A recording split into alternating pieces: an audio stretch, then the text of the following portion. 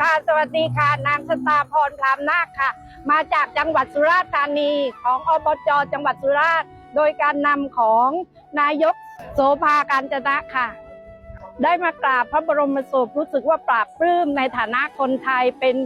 คนไทยที่ว่าได้มาถวายความเคารพท่านนะคะรู้สึกตื้นตันปลาบปลื้มจังหวัดสุราษฎร์วันนี้มา20บาทค่ะก็นำปฏิฐานของท่านนะคะคือว่าต้องใส่ผ้าไทยค่ะแล้วตัวเองก็ตอนนี้เป็นผลิตผ้าค่ะเป็นผ้าท้องถิ่นค่ะและสามารถที่นำไปประยุกต์และจะต่อยอดใน